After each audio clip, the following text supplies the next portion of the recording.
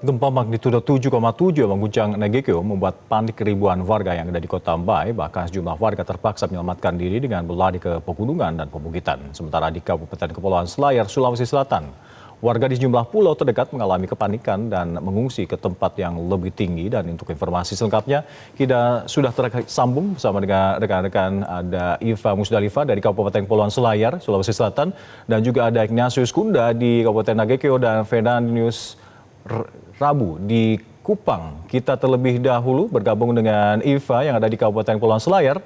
Iva, letaknya lumayan cukup jauh dari pusat gempa. Iva, bagaimana kondisi terkini di sana? Apakah sudah ada penanganan dari pihak terkait?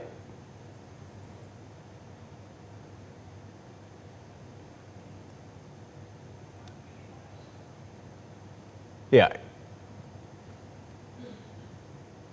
Musdalifah, silakan laporan Anda dari Kabupaten Kepulauan Selayar.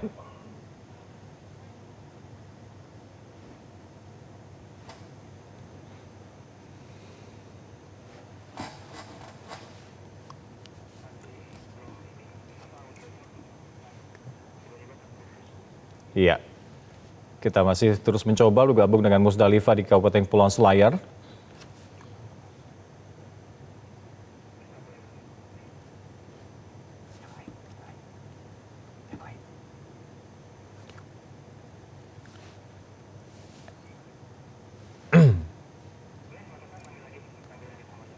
Iya, kita mencoba bergabung kembali dengan rekan-rekan. Ada Iva Musdalifa di Kabupaten Kepulauan Selayar, Ignatius Kunda di Nagekeo, dan juga Fernandius Rabu di Kupang. Selamat petang rekan-rekan. Iva, kita terlebih dahulu menyapa Anda di Kabupaten Kepulauan Selayar. Silakan laporan Anda. Sore, Bang Alka. Ya. Baik, pasca gempa bermagnitudo 7,7 skala Richter yang melanda Mbae Nagekeo, Nusa Tenggara Timur itu juga berdampak di Kabupaten Kepulauan Selayar, Sulawesi Selatan, dan sempat membuat warga panik dan memilih mengungsi ke wilayah dataran tinggi. Di Kecamatan Pasimaranu sendiri, hingga saat ini warga masih memilih untuk bertahan di kamp pengungsian dengan mendirikan tenda darurat. Mereka masih trauma untuk turun ke rumah mereka, sekalipun BMKG telah mencabut atau telah mengatakan bahwa peringatan tsunami telah selesai, namun mereka tetap bertahan di kamp pengungsian dikarenakan gempa yang pernah terjadi di tahun 2021 dan juga gempa yang disusul dengan tsunami yang pernah terjadi pada tahun 1992 yang tidak hanya menelan kerugian material namun juga banyak sekali korban jiwa di tahun tersebut, sehingga para pengungsi di Kecamatan Pasimaranu ini masih bertahan di wilayah pengungsian. Selain di Kecamatan Pasimaranu sendiri, khusus untuk di Kecamatan Pasimasunggu dan Pasilambena itu berbeda dengan di Kecamatan Pasimaranu. Di Pasimasunggu dan Pasilambena justru warga telah kembali ke rumah masing-masing dan melaksanakan aktivitas mereka seperti biasanya.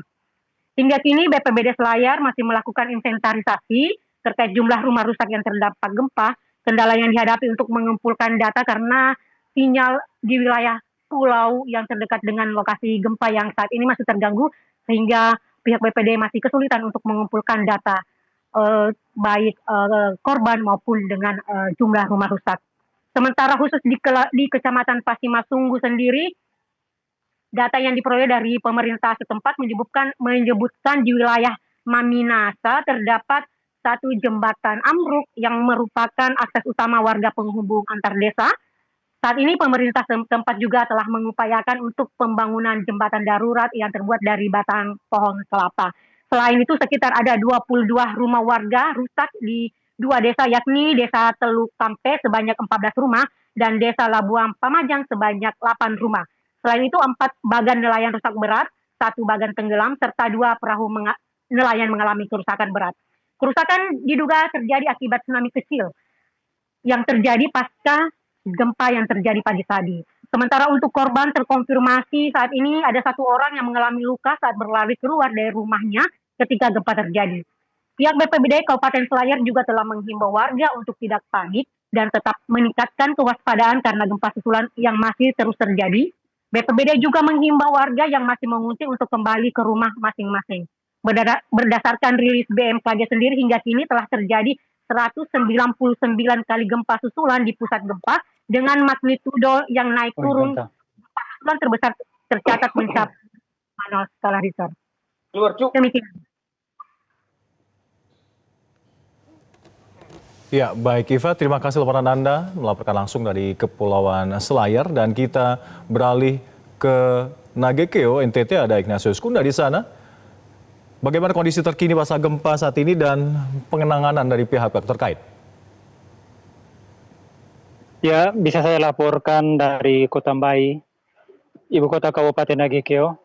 Saat ini sejumlah warga masih berada di tenda-tenda pengungsian di sekitar perbukitan Kesidari, Kelurahan Lape. Gempa yang terjadi sekitar pukul 6 WITA di Nagekeo sempat membuat warga panik hingga harus berlari keluar rumah dan akhirnya mengungsi sampai ke daerah perbukitan, dan ada sekitar ratusan hingga ribuan warga yang mengungsi, yang membuat jalanan di sekitar Trans Flores ini macet.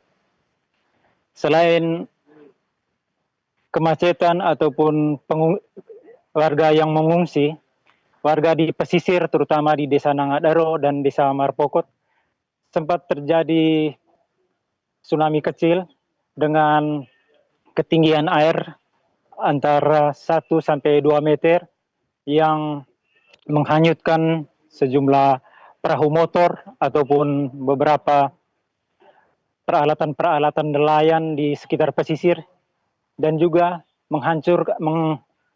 menghanyutkan beberapa rumah kayu.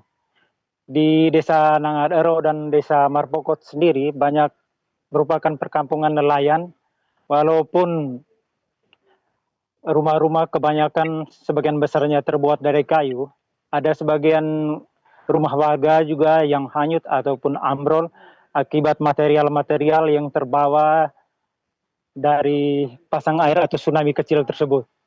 Dan tsunami kecil tersebut berjarak mempunyai daya jangkau hingga 100 hingga 200 meter hingga mencapai badan jalan di sekitar desa.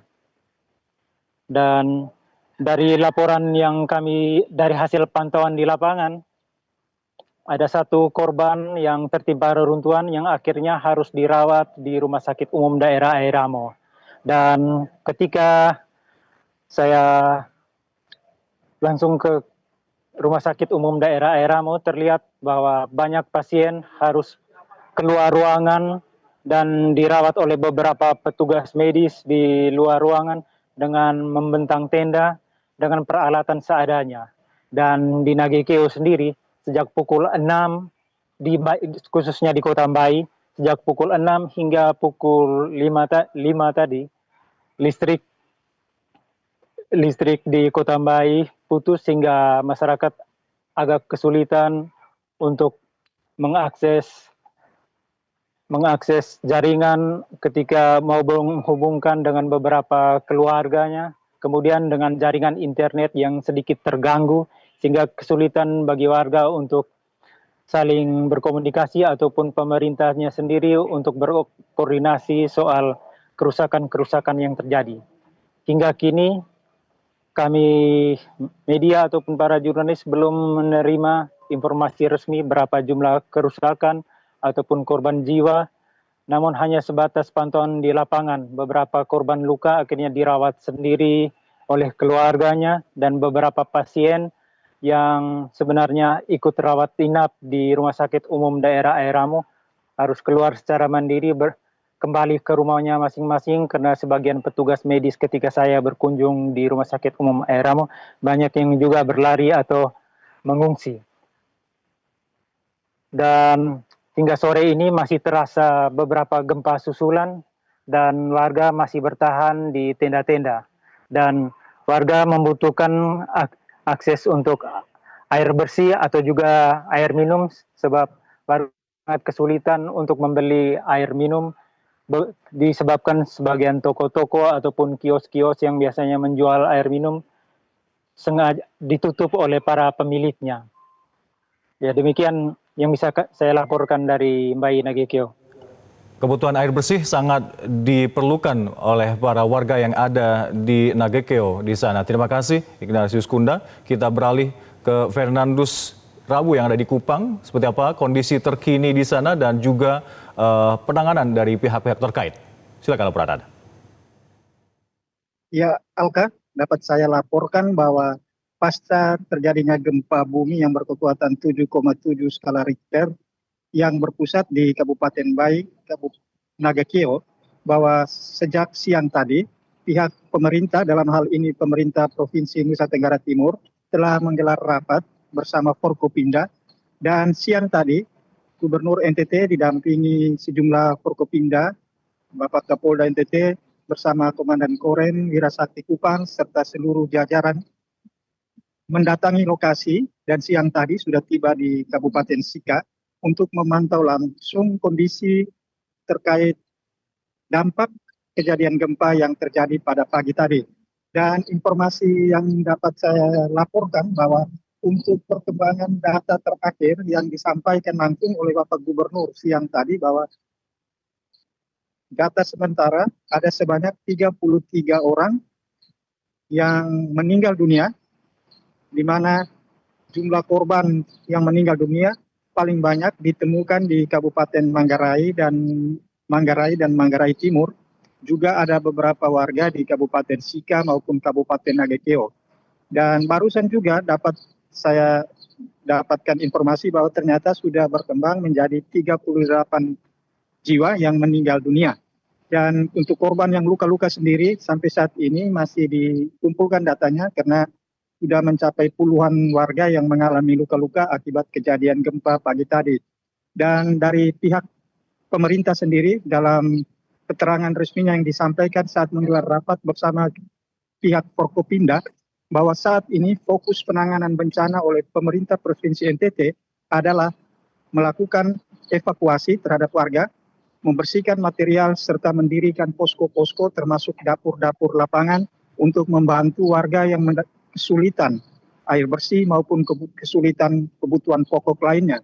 Dan untuk di Kupang sendiri, dalam hal ini dikoordinasikan oleh BPBD Nusa Tenggara Timur telah dibangun posko penanggulangan darurat bencana gempa Flores, dan posko penanggulangan darurat bencana ini akan menjadi satu data untuk mendapatkan informasi, satu pintu, dan bagaimana untuk menantinya mendistribusikan bantuan-bantuan ke beberapa daerah yang terdampak.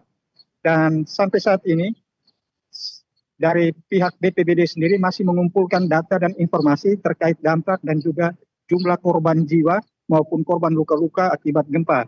Dan rencananya informasi dari BPBD sendiri bahwa besok Kepala BNPB Pusat sendiri akan datang dan langsung meninjau lokasi terdampak gempa di Pulau Flores. Ya, Alka. Baik. Terima kasih laporan Anda Fernandus Rabu dari Kupang, dan juga sebelumnya ada Ignatius Kunda dari Nagekeo dan juga Musdalifah dari Kabupaten Kepulauan Selayar. Terima kasih rekan-rekan, selamat bertugas kembali.